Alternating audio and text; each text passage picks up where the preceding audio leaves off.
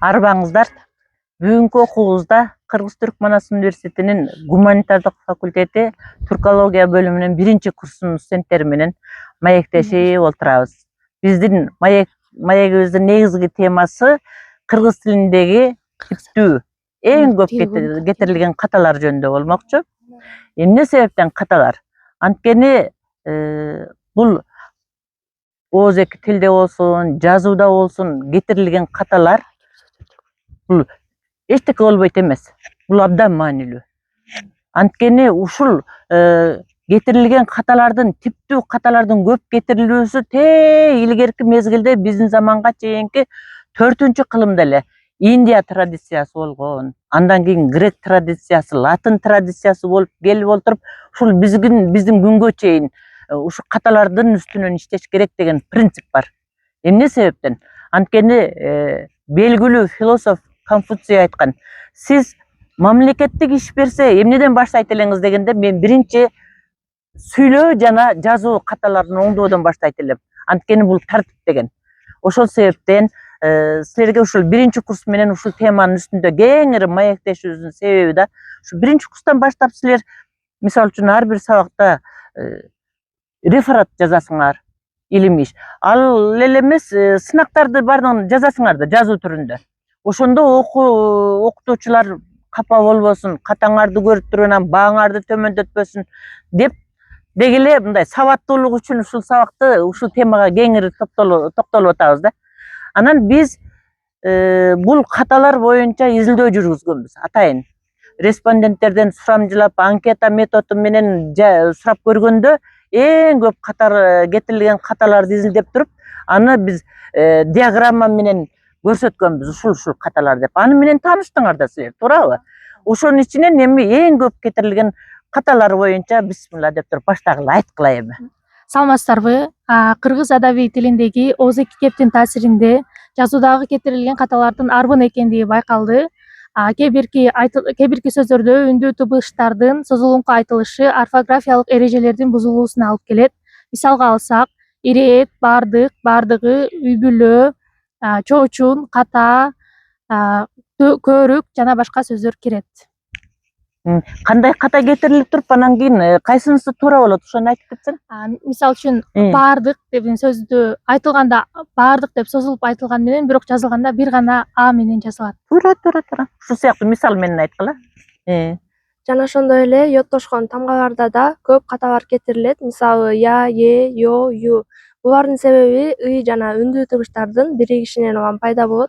Мисалы тиет, таяне, таята, коюу, оюн жана башкалар. Эми йоттошкон тамгалар боюнча мен айтып кетейин. Бул орус тилинин орфографиясынын негизинде кыргыз алфавитине мындай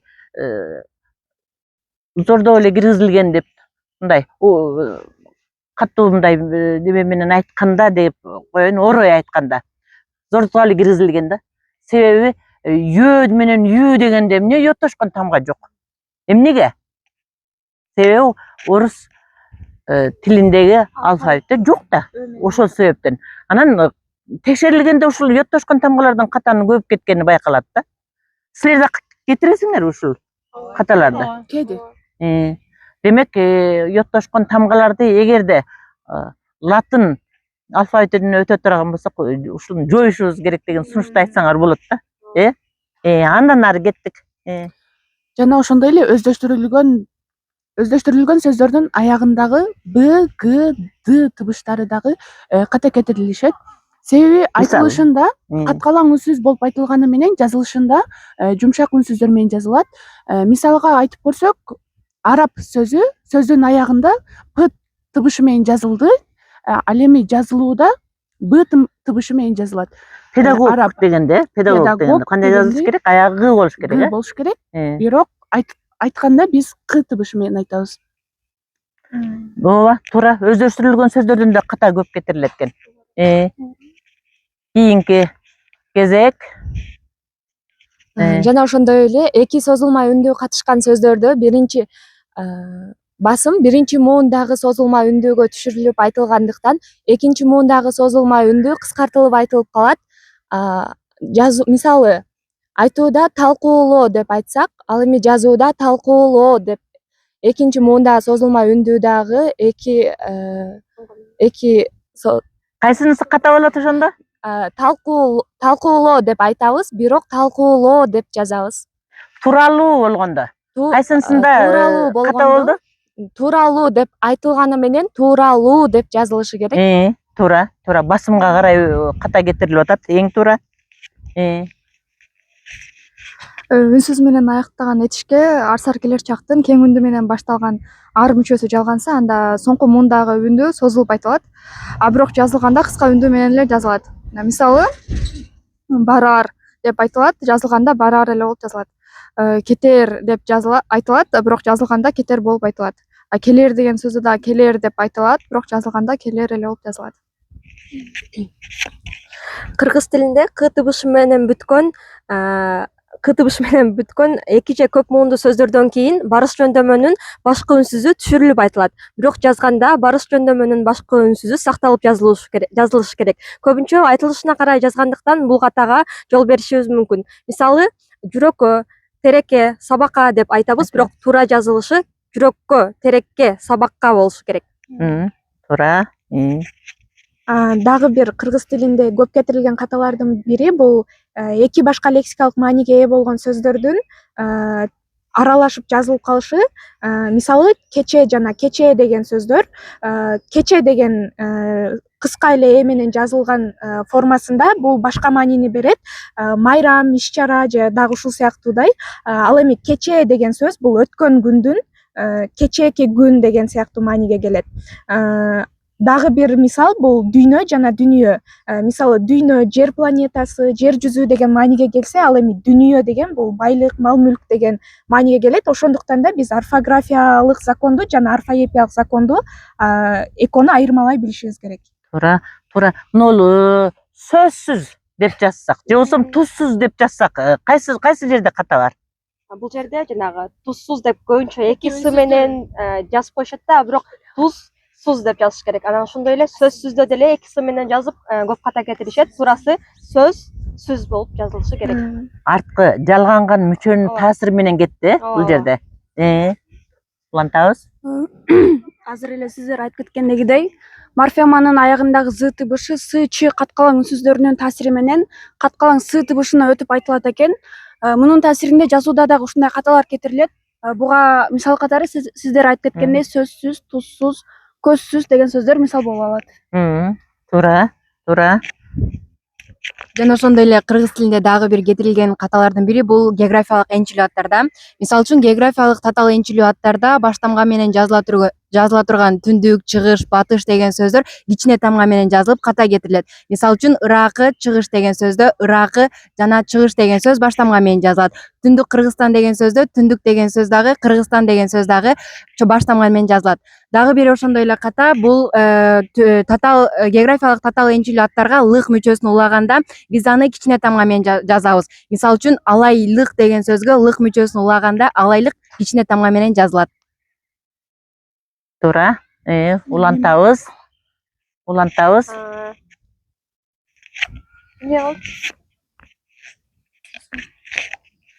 Мен силерге суроо берейин.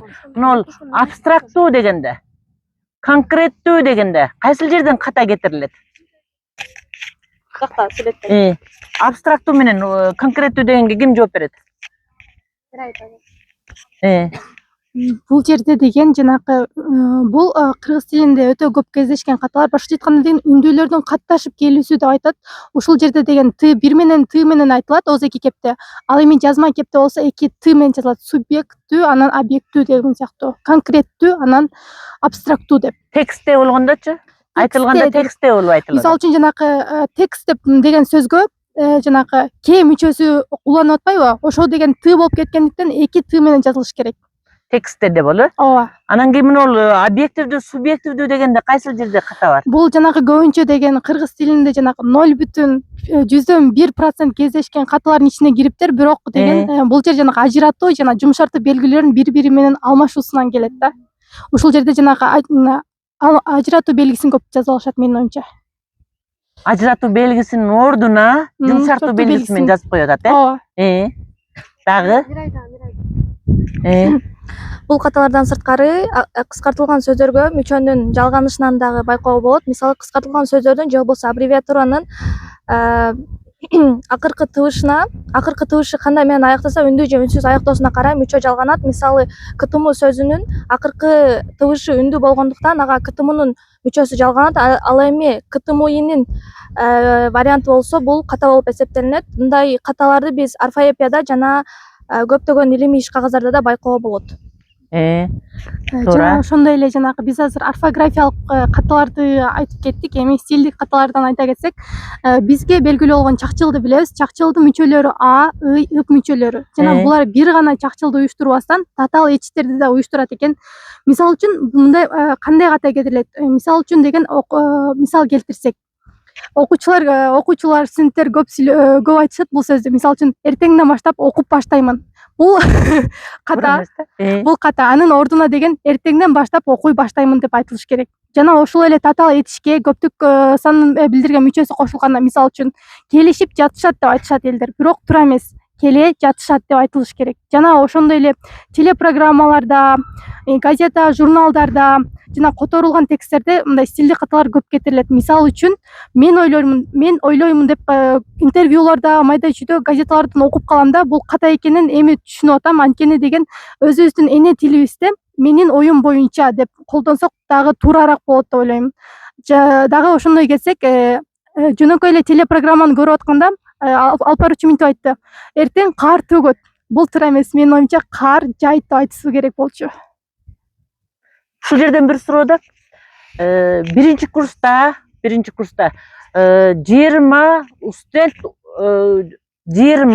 студенттер окушат дегенде кайсы жерде ката? Студенттер Саны берилгенден кийин аны көптүк түрүндө айтылбайт. Дагы кайсы жерде окушат? Окуйт. Окуйт эле болуш керек. Ооба. Эгерде сүйлөмдүн башында көптүк маанини билдирген тилдик бирдик катышса, бир эле жерде жетет. Аягына чейин, мисалы үчүн 26 же 27 дегендин өзү көптүк санда. Анан студенттер болгондо туура, лар мүчөсү туура эмес. Анан окушат дегендеги кош мамиленин иш мүчөсү туура эмес. Ушундай ката абдан көп. Байкадыңарбы? Дагы? Пунктуациялык каталар боюнча грамматикалык жактан сүйлөм мүчөсү менен байланышпаган айрым кызматчы сөздөрдөн кийин коюлуучу үтүр белгисин коюлбай жазуудан ката кетет. Мисалы, менимче, тактап айтканда, башкача айтканда, негизинен деген сөздөрдөн кийин үтүр белгиси коюлуусу шарт. Андан сырткары, бирок, себеби, анткени, ошондуктан деген байламталар сүйлөмдүн башында келе турган болсо, үтүр белгиси коюлбайт. Бирок жазууда үтүр белгисин коюп көп ката кетиришет. Анткени себебин билесиңерби? Себеби бул байламталардан кийин үтүр белгиси коюлуп калса, андан кийинки айтыла турган ой бөлүнүп калат. Ойдон бөлүнүп калат, үтүр коюп койсочу. Демек ал бир контекстте биргеликте кетиш керек сүйлөмдө. Бөлбөш керек.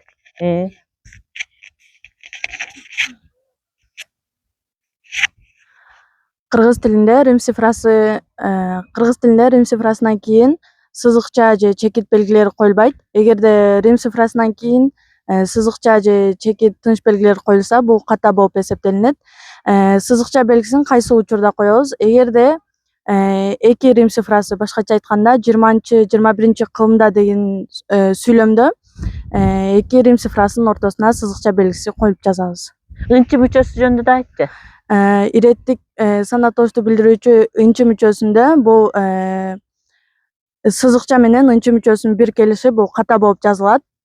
Анткени, мисалы үчүн 1916-жылы дегенде 1916 сызыкча жана ынчы мүчөсү бул ката болуп эсептелинет. Жөн гана сызыкча коюлуп жазылышы туура болот. Дагы бир суроо да. Министр, магистр, баягы өздөштүрүлгөн сөздө үнсүздөрдүн катар келиши байкалат, Ошондо биз министр, магистр десек кайсы жерде ката болуп атат? Үндү тамак ошо. Магистр деген. Бул мындай да түрк тилдеринде мындай үнсүз чыгыштардын катар келүүсү туура эмес да. Ошол себептен биз өзүбүздүкүн киргизип атабыз да. Анан жанагы рахмат дегенде рахмат экөөнүн кайсынысы туура деп көп сурашат да. Ошол жөнүндө кандай деп айтасыңар? Протеза кубулушу деп өттүк го сабакта. Бул жана рахмат деген сөз өзү өздөштүрүлгөн сөз го, башка тилден, фарс тилинен келген. Анан бизде негизи эле түрк тилдеринде р тамгасы сөздүн башында келип колдонулчу эмес да, тарыхый көз караш менен караганда элечи. Анан ошон дагы биз кийин жүрүп отуруп р тамгасынан башталган сөздөрдү өздөштүрүп алганбыз, бирок тилдик мындай көнүмүшкө жаткан эместиктен биздин мыйзамыбызга карата фонетикалык мыйзамыбыз бар да. Башына үндүү тамгаларды же башкача айтканда тамгасын улап анан айтып келгенбиз да. Экөө тең эле туура болот болуш керек менин оюмча. Ооба, ушул суроо эң көп берилет да бардык жерде. Лампа дегенди лампа деп. Лампа деп. Анан дагы мындай каталар бар да. Теңшер болуш керекпи же? Текшер. Туурасы текшер. Тырнакча болуш керекпи же тырмакча болуш керекпи? Тырмакча. Биле турбайсыңарбы? Дагы кандай? Анан жанагы стилдик ката деп атпайсыңарбы? Мен ойлоймун деп баштаган туурабы?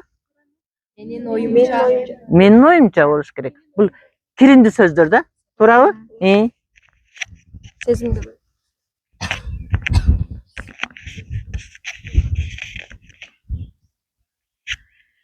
Жана ошондой эле кетирилген каталардын катарына мисалы адат өткөн чактын чүү мүчөсү уланган идиш сөздө кетирилген каталарды айтсак болот. Мисалы иштечү, барчы, келчи, ырдачымын сөздөр булар ката. Ал эми алардын туурасы иштечү, барчу, келчү, ырдачымын жана ушундай сыяктуу сөздөрдө каталар көп кетирилет. Анан дагы орфоэпиялык каталарга биз көбүнчө өздөштүрүлгөн сөздөрдө ката көп деп атпайбызбы, орфоэпиялык ооз-эки айтканда биз көбүнчө орусча сөздөрдү, сүйлөмдөрдү же болбосо сөздөрдү колдонобуз. Мама, пападан баштап, школ дегенден баштап. Анан кийин кол койдурдуңбу дегенди орусча эмне деп колдонуп калабыз? Подпись коюлуп атыптыр го. Подписи жок экен го деп айтабыз. Ушул сыяктуу абдан типтүү каталарды айта аласыңарбы? Мисал келтиресиңерби? Ооба. Орусча сөздөргө көбүнчө учурда жана кандай жардам этиш дейбизби, мисалы удалить эт, сохранить эт деген сөздөрдө биздин мындай күнүмдүк жашообузда аябай эле кеңири тарап калган сөздөрдүн бири да. Кыргызчасы кандай болот? Мисалы өчүр, удалить эт дегенди, сохранить эт дегенди сакта, сактап ал деген сыяктуу эле. Туура. Постоянно деп айтабыз го. Кыргызчасы кандай? Дайыма. Конечно деп айтабыз. Анын ордуна эмне деш керек? Албетте деген сөзүбүз бар да. Уже дегендин ордуна контекстте жараша. ооба. Же маанисине жараша. Контекстке карата маанисине жараша өзгөрөт да, туурабы? Биздин ата-энелерибиз мурда эмне ушул сөздөр жок, кабыл алынган, өздөштүрүлгөн сөздөр жок, сүйлөй алган эмеспи, сүйлөгөн го.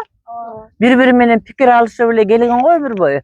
Мана сыяктуу дастанды ооз-эки айтып, ооз-эки түрдө бири-бирине жеткирип келген кылымдар боюнча ошондой эң дүйнөдөгү чоң дастанды, эпосту айтып келген элде кантип эле ушулар жок болсун? Кандай деп ойлойсуңар? Туурабы же катабы? Сразу айттыңарбы деле? Кайсы сөз колдонот сразу дегенде? Дароо деген эле сөз колдонот, Эми мындай да. Албетте, тил билген жакшы.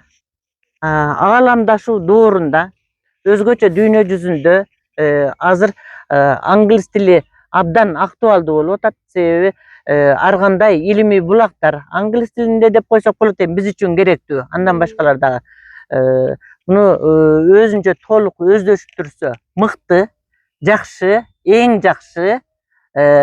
Орус тилин билсе жакшы, кытай тилин билсе жакшы.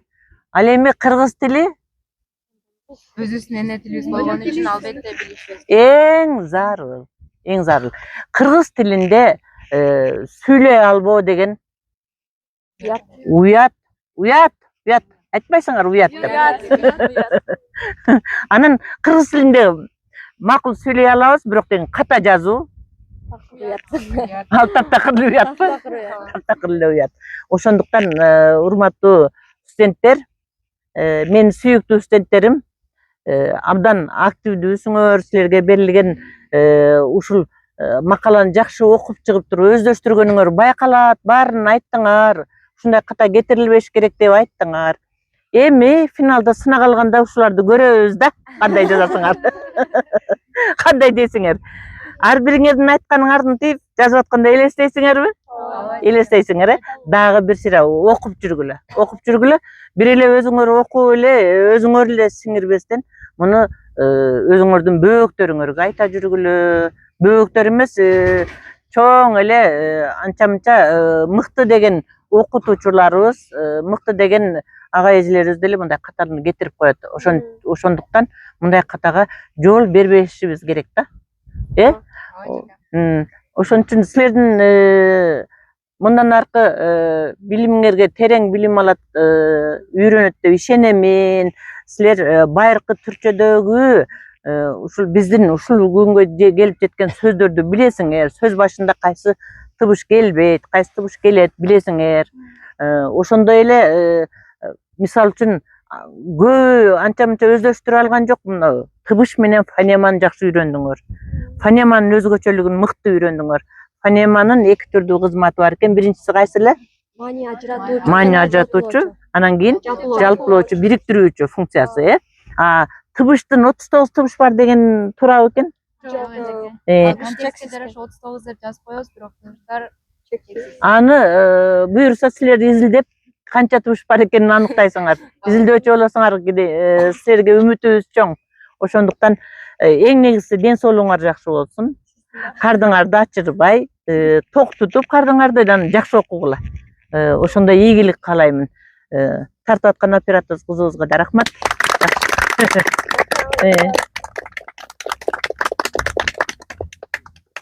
Сиздер менен биз түркология 1-курс